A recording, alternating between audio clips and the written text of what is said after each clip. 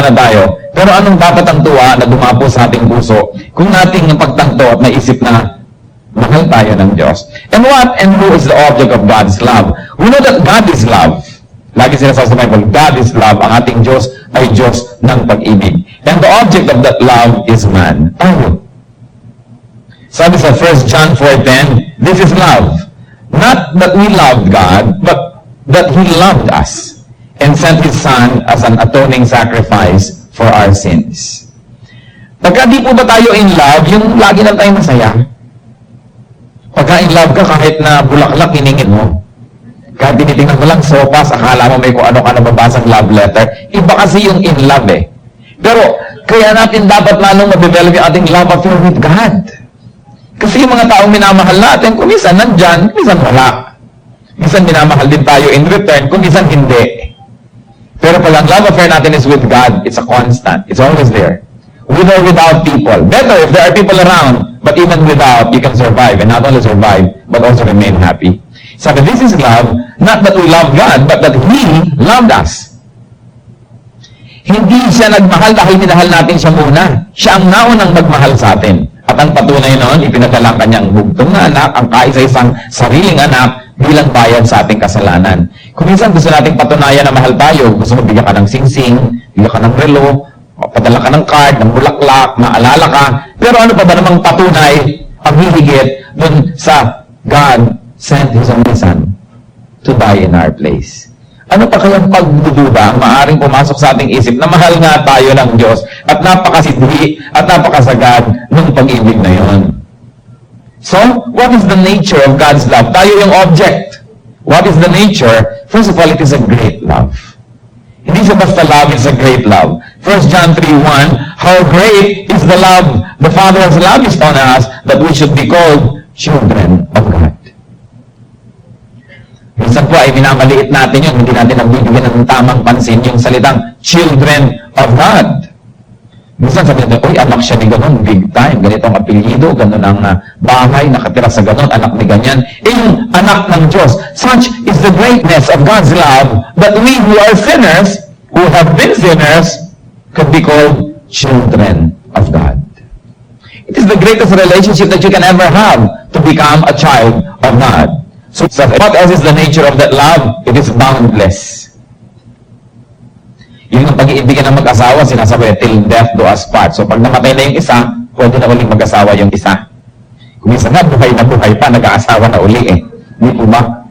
Ngayon, kahit pa nga napakatapat mo sa kamatayan, tapos na. Pero ang sabi, sa Ephesians 3:18, I pray that you may have the power, together with all the saints, to grasp how wide and how long and how high and how deep is the love of Christ.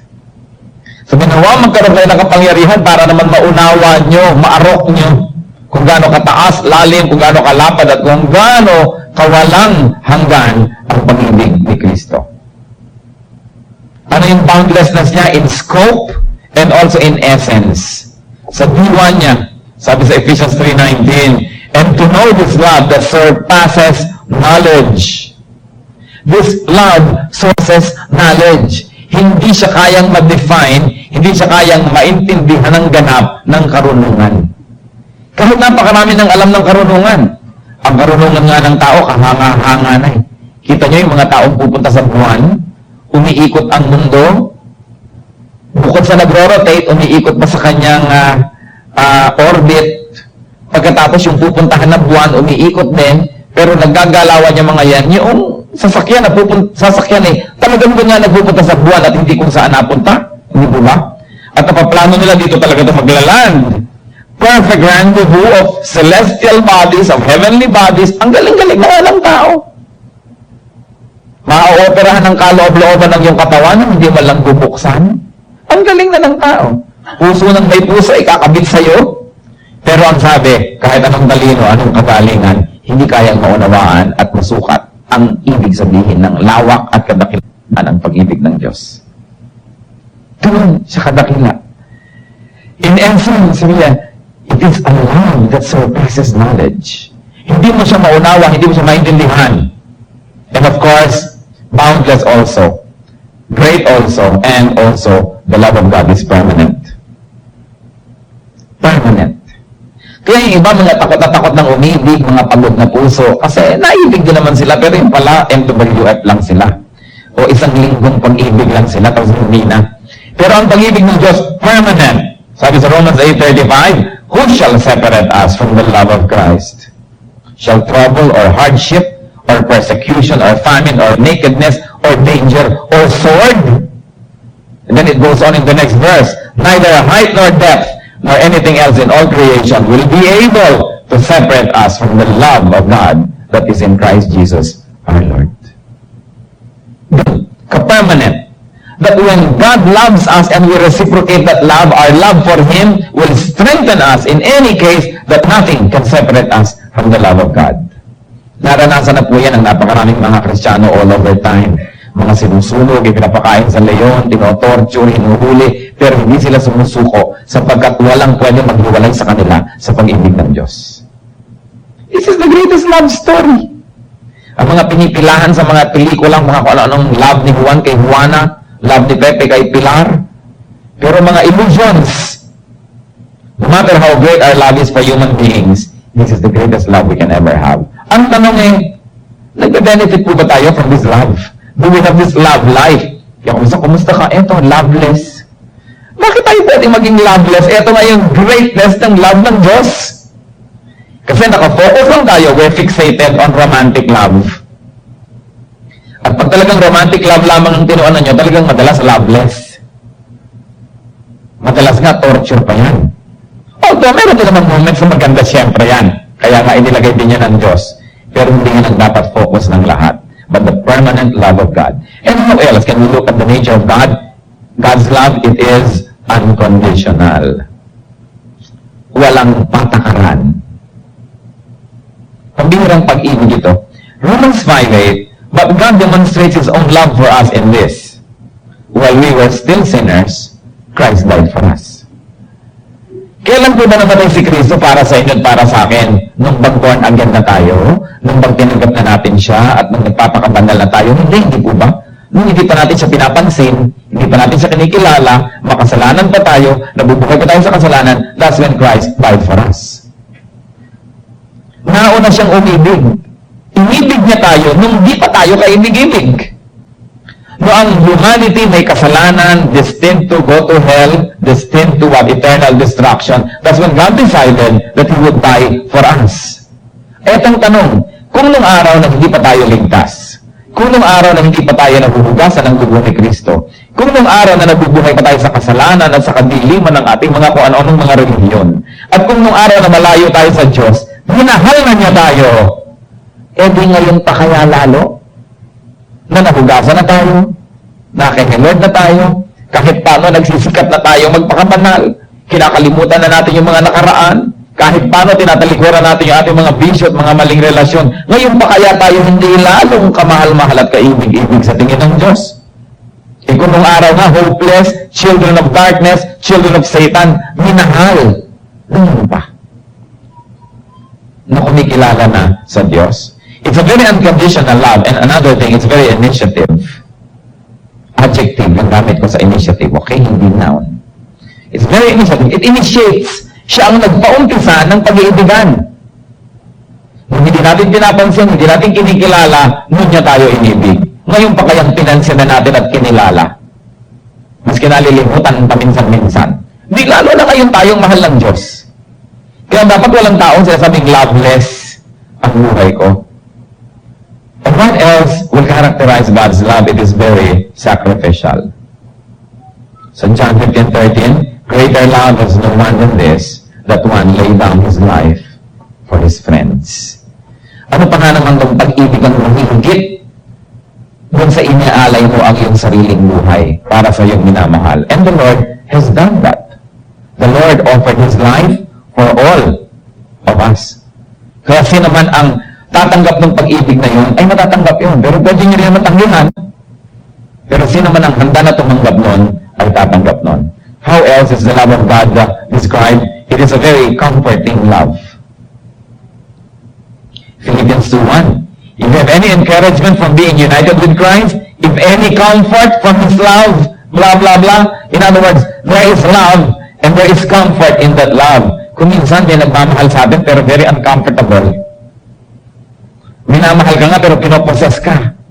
Sinasakal ka, ikinukulong ka, hindi ka na makapunta dito at makangiti doon, hindi mo nagawa ito at hindi mo na magawa yon, ginawa ka na niyang property. So mahal mo nga ako pero ano nangyari sa akin? Naging mo akong ari-arian. Ipaling dito, ipaling doon, pahingahin dito, huwag pahingahin. Yun ang nangyayari because many people who love smash to pieces the object of their love. But the love of God is comforting. The love of God liberates instead of imprisons. The love of God allows you to be the best person that you can ever be. Kung minsan pag may mahal tayo, hindi natin payagan na mag-bloom, hindi natin payagan na lumago, gusto natin maliit ka lang para lagi kang kasi sa akin bulsa.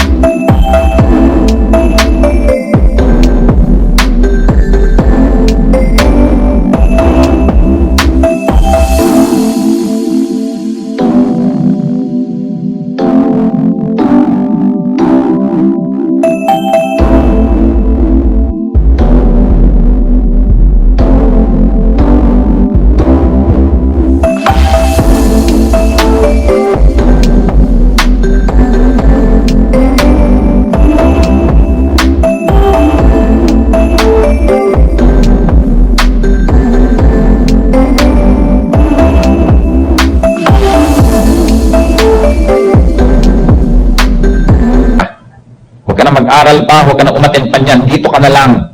Para haba ka nagiging mangmang, lumiliit ang iyong mundo, mas kaya kita, nasa bulsa kita. May mga ganyang love. Kung saan nakakapagsisi, bakit pa nalilig pa ako ng taong ito? Kung pwede ko lagi.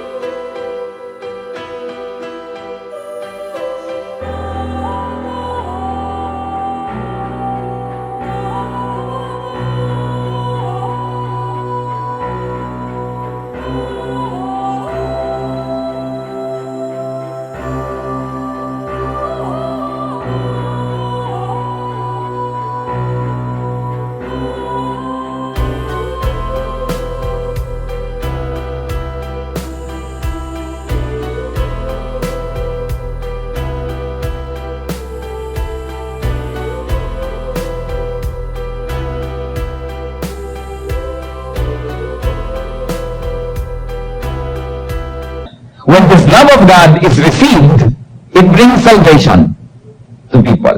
Iniaalok eh. Hindi po namimilit ang Diyos, pero inaalok. Pagka itong iniaalok niya na ito ating tinanggap, ano nagiging bunga? Naliligtas tayo mula sa maraming bagay. Unang-una, mula sa kaparusahan ng kasalanan. Lahat tayo makasalanan, walang exemption. Maliit, malaki, kasalanan pa rin. And sin should bring us to hell. But when you accept God's love, yung inaalok niya, huli ka. Mamahalin kita, mahalin mo ako. Maging anak kita, maging magulang mo ako. Ibig sabihin yun, pag tinanggap natin na magkaroon tayo ng personal na relasyon. Hindi relihiyon. Personal na relasyon sa Diyos. Tinatanggap natin yung kapahingahan mula sa kaparusahan ng kasalanan. We receive salvation. Bakit? Sapagkat ang ginawa ni Kristo dun sa krus, ang kanyang kamatayan, ang kanyang hirap, ibibigay sa atin yung premyo nun, which is salvation.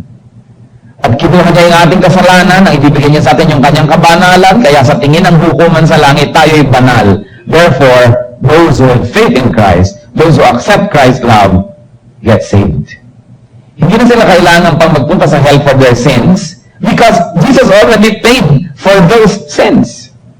Kaya lang, bagamat ang bayad ng Panginoon sa kasalanan ay ganap at sapat para sa lahat, ito magiging epektibo lang dun sa tatanggap. Parang meron akong hain, when ang dami-daming pagkain, pwede kayong mabusog lahat, pero ang mabubusog lang yung kakain, kasi hindi kayo kumain, hindi kayo mabubusog kahit meron pa. Ganon din yung salvation na ibinibigay ng Panginoon. Ang naliligtas lang yung tumatanggap. So ito pong unang-unang bunga ng ating loving relationship with God. The salvation is received. Another thing, graces and blessings happen when we return God's love.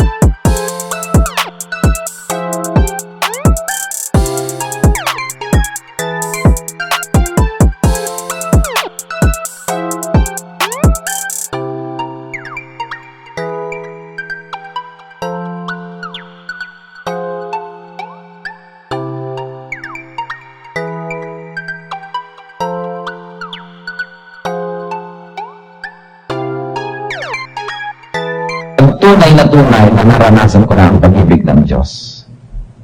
Ang sinasabi po ng Panginoon sa New Testament, kung ang binabati nyo lang ay yung bumabati sa inyo, maging ang mga hentil at mga makasalanan ginagawa yon. Kung ang minamahal nyo lang, yung nagmamahal sa inyo, pati mga makasalanan at wala sa Diyos, ganun din mahal din nila yung kamag-anak nila Kung ang binibigyan nyo lang, yung nagbibigay sa inyo, kahit sino ginagawa yon. Pero, ang mga anak ng Diyos, nakakangiti sa hindi kumingiti sa kanila. Nagbibigay sa hindi nagbibigay sa kanila. Nagmamahal sa hindi nagmamahal sa kanila. In fact, nagmamahal doon sa mga nakakainis. At bakit po nangyayari yon? Kasi naranasan na ang pag-ibig ng Diyos. Dahil ang totoo, ganoon ang pag-ibig ng Diyos sa atin. Minahal niya tayo nang hindi naman natin siya mahal. Binigyan niya tayo nang wala naman tayong ibinigay. Kadalasan nga, patuloy pa tayong binibigyan nang wala rin tayong ibinibigay. Iniibig tayo ng Diyos kahit tayo nakakainis.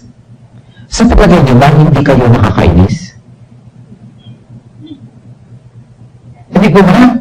Kung minsan, ang lakas-lakas ng loob natin sabihin, nakakainis siya, sigurado sa atin may naiinis din.